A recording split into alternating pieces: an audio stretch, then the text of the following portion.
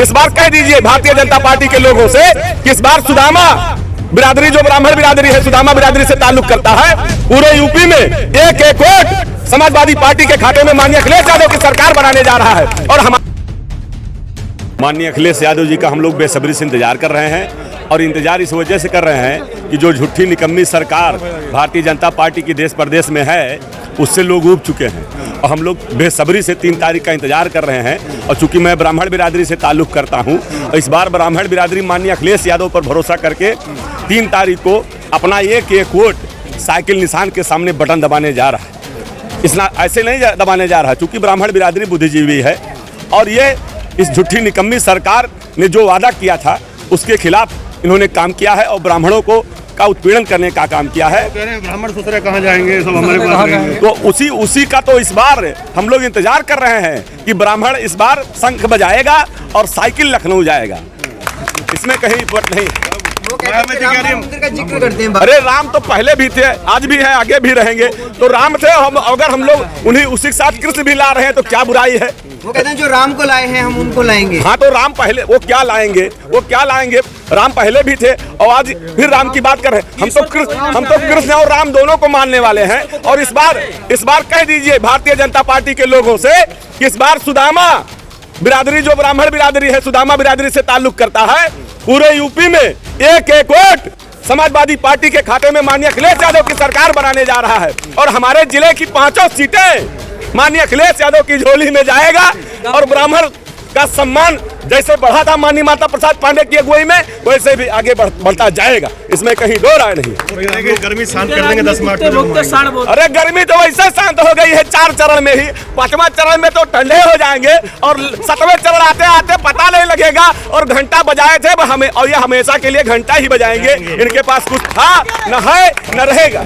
शिमला बनाना जानता हूँ करा लिए विदेश जाने के लिए विपक्षियों ने। कौन विपक्षियों ने टिकट बुक करा लिए विदेश जाने के लिए। अरे विदेश, उनके पास विदेश में भी जगह नहीं है, वो केवल घंटा ही बजाएंगे, घंटा के अलावा उनके पास कोई चीज नहीं है। शिमला बनाना जानता हूँ मैं, शिमला बनाना मैं जानता हूँ। कैसे शिमला बनाया जाता है? अरे शिमला क्या बनाएंगे, पढ़े लिखे हैं नहीं, रोजी रोजगार देने के उनके पास कोई नॉलेज नहीं है। और माननीय अखिलेश यादव ने 2012 में अपने बलबूते सरकार बनाई थी। और आज माननीय मोदी जी ने कह रखा है कि हमने डिजिटलाइजेशन किया है। लेकिन डिजिटलाइजेशन सीखे हैं तो मोदी जी माननीय अखिलेश यादव से सीखने का काम किए हैं। इस बार पूरा नौजवान जो बेरोजगारी का दंश झेल रहा है, पूरा नौजवान हालात है कि माननीय अखिलेश यादव की सरकार बना करके फिर से हम अपने हक हकूक की लड़ाई उनकी अगुवाई में लड़ेंगे। तो माफिया बताते हैं, अपराधी बताते हैं, तमंचावादी। अरे जो खुद माफिया है, खुद चोर है, खुद डाकू है, उसके ऊपर ना जाने कितने रिकॉर्डेड है। में बुलडोजर दिखाई देती है। अरे बुलडोजर तो उसका सब पंचर हो गया, अब क्या बुलडोजर चलाएगा। अब जो जिनके ऊपर बुलडोजर चला है उनके ऊपर अब वही हावी हो जाएंगे। और 10 तारीख को माननीय अखिलेश यादव फिर चलेगी बुलडोजर फिर से। अरे क्या बुलडोजर चले, वो अपने लंगड़े पैर से क्या कर पाएंगे। उनकी डबल इंजन की सरकार है, उनका तेल पानी खत्म हो गया है, अब उनके पास है नहीं कुछ। और चूंकि ये जनता है, पब्लिक है, सब जानती है, आप जानते ही हो, पब्लिक है, सब जानती है। इनके खेल को, इस मदारियों के खेल को सारे लोग जान गए हैं। इस बार चूंकि देख लीजिए मैं ब्राह्मण बिरादरी का हूँ, और जिधर ब्राह्मण बिरादरी का रुख होता है उसी की सरकार बनती है। माननीय माता प्रसाद पांडे जिंदाबाद, माननीय अखिलेश यादव जिंदाबाद। ये जानिए, सरकार बनाने जा रहे हो। बिल्कुल बनाने जा रहे हैं, कहीं दो राय नहीं है। और मैं तो ऐसा आदमी हूँ, पीड़ित हूँ। मैं तो शिक्षा मित्र बिरादरी परिवार से ताल्लुक रखता हूँ। हमारे 1,72,000 शिक्षा मित्र आज सड़क पे आ गए। 5,000 से ज्यादा शिक्षा मित्र भाई बहन मर गए, उनको कोई पूछने वाला नहीं है।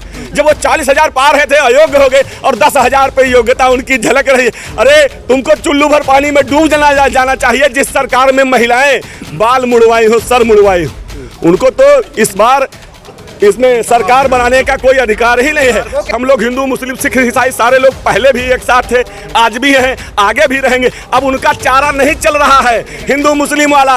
हम लोग एक थे, एक हैं, एक रहेंगे। नहीं, वो कह रहे हैं परिवारवाद बहुत है। अरे क्या ये बताइए, जो हम पढ़े लिखे हैं, हम तो अंग्रेजी से MA हैं, अब मेरा लड़का कहीं MA करके नौकरी पा गया तो ये पढ़े लिखे हैं। अरे पढ़े लिखे होना या परिवार में योग्य होना कोई बुरी बात है भैया। अरे वो सब अनपढ़ हैं, पढ़े लिखों का क्या कदर करेंगे। और एक चीज और भैया, पूरी तिगड़ी सब बिना परिवार वाले। ये दर्द हमारा आपका नहीं समझते हैं। हमारे किसान परेशान हैं, हमारे व्यापारी परेशान है। बताते हैं उनको राम और लक्ष्मण की जोड़ी बताते हैं। अरे राम लक्ष्मण की जोड़ी तो अब बनने जा रही है। माननीय अखिलेश यादव और जयंत जी का जोड़ी जो बन गया, ये असली जोड़ी है।